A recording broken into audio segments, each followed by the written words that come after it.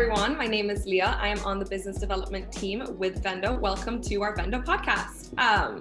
Vendo is an extension of your DTC brand. That is our philosophy, and we talk to businesses every day, whether they are on Amazon or not. And a big concern for these brands is whether or not Amazon would be a cannibal for their DTC customers. I'm here with Nick and Dariya today to kind of go over what we do on our end. Hi everyone, I'm Dariya. I'm the digital media buyer here at Vendo, and I help to drive external traffic from Facebook, Google Ads, TikTok, Pinterest, Snapchat, you name it, back to Amazon. And I am Nicolas Martinez, the senior marketing strategist here at Vendo, and I handle all things marketing, whether on the marketplace, on Amazon, on Walmart, or off Amazon, off Walmart, driving traffic back to the marketplaces. Very nice. So today I'd love to pick your guys' brain on some of the things that we get approached with by our brands. One of the main concerns is, what are some of our examples of the pre-purchases, marketing and advertising processes to drive traffic to Amazon on Walmart without cannibalizing a brand's D2C customer? Yep, that's a very valid concern from our customers indeed. So first of all, when we create ad campaigns pre-purchase on Walmart or Amazon and driving external traffic, let's say from Facebook, there are various techniques that you can use. First, when you create Facebook ad campaign, you can exclude all of the existing audiences to D2C. Let's say you can exist 180 days past purchasers. All of the traffic that came to that website, you can exclude that. Then if you have access to customers' Facebook pixel, you can also exclude their custom audiences, their email list, their Facebook engagers, their Instagram engagers, all of the visitors to those social media sites.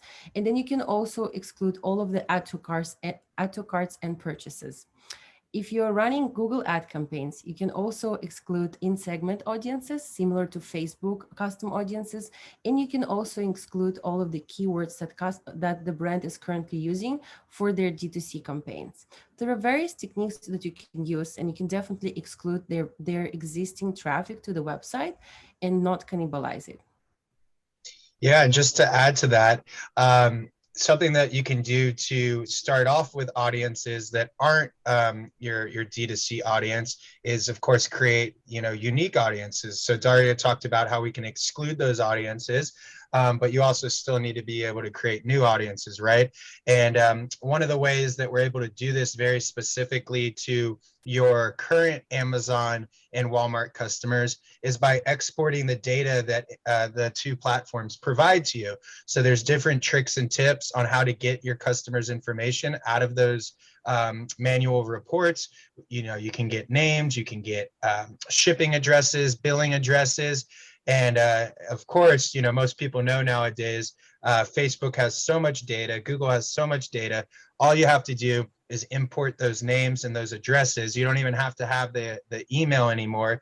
And you're going to be able to match up those exact customers with their profile on Facebook or Instagram or wherever you're advertising to. So you can upload those contacts. You can create lookalike audiences. So let's say you have 5,000 pieces of data on 5,000 customers, right? You import that in, you create a lookalike kind of mirrored audience to target 1 million people, let's say, that look very similar to those 5,000.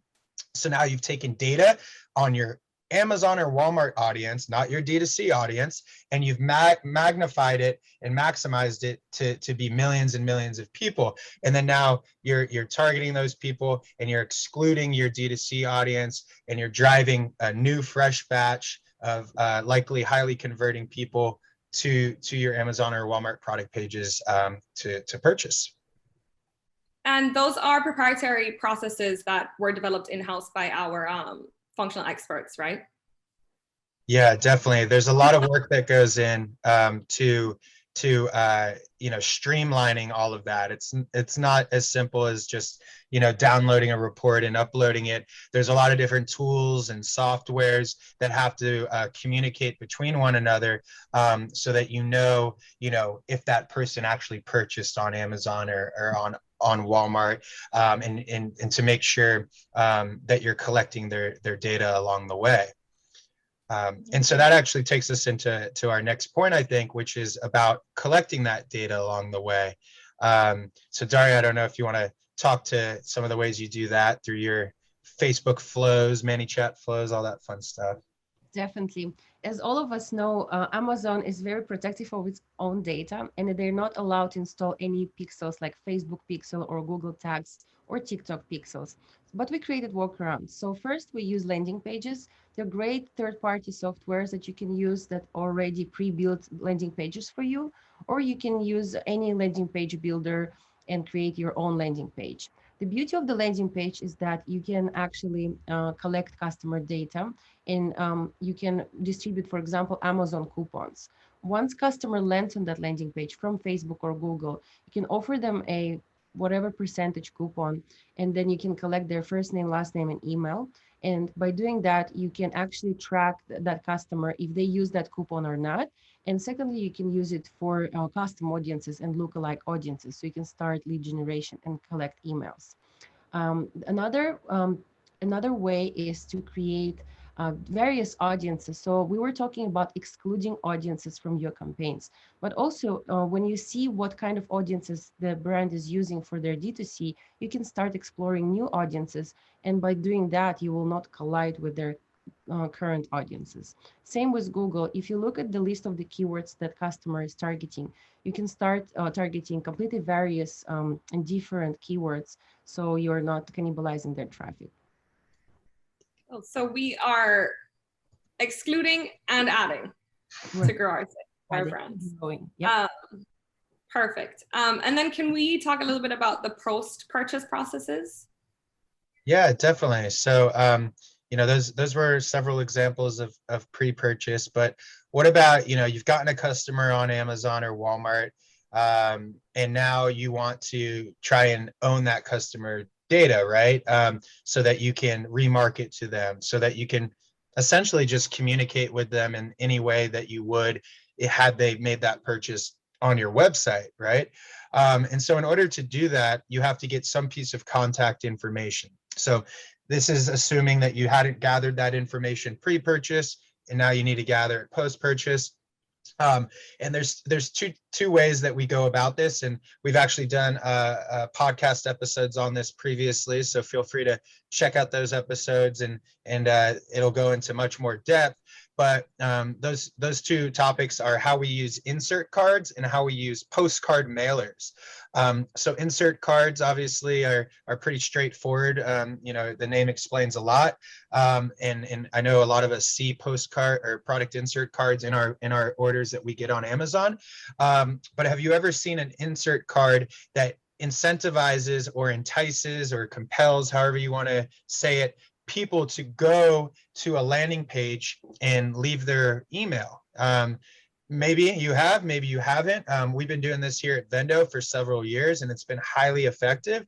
And so basically you're enticing that person to go to a landing page, maybe by offering them a discount or a free product or some kind of offer. They're giving us their email. Maybe if we're doing SMS text message marketing, we also want to ask for their phone number, or you want to ask for both. We can do that. And so what you're doing is you're building up your email list or SMS list of customers that purchased off of Amazon. And then you can do whatever you want with that. If you want to drive them back to your D2C site, that would really not be cannibalizing your D2C business, right? You know, here at Vendo, we like to leverage those contacts and drive them back to Amazon to continue that incremental growth. But it's your contact, it's your customer to do with as you wish. And so that's how we do it through insert cards, postcard mailers. Same idea. It's just a different way of communicating the offer, sending it in the mail, leveraging some of the tips and tricks I alluded to earlier that allow us to get the customer's mailing address. And of course, we do so in a way that's consistent with the brand image, not spammy, just really clean and sophisticated process. Yeah, I've definitely gotten some of those spammy looking, you can get 5% off, and then you get to the website and it's just a blank page. Nothing compared to what I've seen Vendo capable of. I've seen a lot of the inserts and gone to the landing pages, and it's just a whole different scale. Yeah, definitely. I mean, no one likes to be spammed nowadays. And, you know, at the end of the day, it's timely with the product that the customers bought. So, you know, if you're someone that just bought this $20 item and then you see something in the mail postcard with that $20 item offering it to you for free next time, and you know all you got to do is leave an email. That's pretty low barrier to get a free item. And you know, in those previous podcasts, we also use these for other reasons, such as generating reviews. But the idea here is that you're going to own your customer and you're going to be able to remarket to them for your Amazon or Walmart business or for your D2C business, however you'd like to move forward with that. And that actually brings me to one more topic that I had wanted to mention earlier, going back to pre-purchase strategies. We have a lot of brands we work with that have people on their email list that they consider dormant or dead. Not literally dead, but definitely dead in the eyes of the brand. So, you know, the brands can decide how they want to define that. You know, maybe they've tried emailing a customer 10 times and that customer hasn't taken action and purchased off the D2C site. Maybe it's been 6 months and 10 emails. However the brand wants to say, you know, this is a dormant customer. I don't think they're ever going to come back and purchase off my site. Unfortunately, they bought once and for whatever reason, I can't get them back. Well, that's a good opportunity to see if Amazon or Walmart is going to be the difference maker. And so we've worked with a lot of brands where we've developed email campaigns off Amazon, off Walmart, you know, Klaviyo, MailChimp, whatever system you use. And we target these customers with a discount on Amazon. And we have several case studies for this. The worst case study, 10% of those customers came back and purchased on Amazon. 10%. So had it been an email list of 1,000, that's 100 people that they just recovered because Amazon, for whatever reason, or Walmart was more compelling to them than buying off the site. The best case scenario I've seen is where 61% of the customers on that dormant list made a purchase. And I've even seen where customers will not just come back and make a purchase, but they'll sign up for a recurring delivery through Amazon's Subscribe and Save program. So that's even bigger, right? You not only got them back for one repeat purchase, but now you've got them, on a recurring delivery. And that's going to obviously create a higher customer lifetime value, which drives incremental growth. So another way there, we've got lots of ideas. Just to add to that, the whole notion of cannibalization, I think, is wrong because D2C and Amazon are all the parts of your business's ecosystem. So sometimes, like Nick said, parts of your email or segments of your email list are not working for your D2C. They would work for your Amazon because on Amazon, you have a free shipping for Prime members, right? Or you have another offers or coupons. Similar to that, if you have any Amazon lists and those were not working for your Amazon customers, you can actually start using that email list or that audiences for your D2C customers. So it's all part of one ecosystem, and we definitely recommend a hybrid approach. Agreed. Excellent. Well, I think that's do we have any? I mean, I could talk all day, but I think I know I could go into lots, but we can keep it strictly to cannibalization because we can go for hours. Well, why don't we get everyone excited for a part 2? We'll have a part 2 down the road, and we can go into details. We'll have a part 2. You guys comment and let us know what you want to hear. If you have someone who knows a brand, let us know what their biggest concerns are, and we'd love to touch on that next time for sure. Yeah, thank you, everyone. Feel free to leave a comment below or email us at hello@vendocommerce.com, and we'd be happy to set up a call or chat. Yeah, follow us on Instagram, Facebook, Vendo Commerce. All right, thanks, everyone.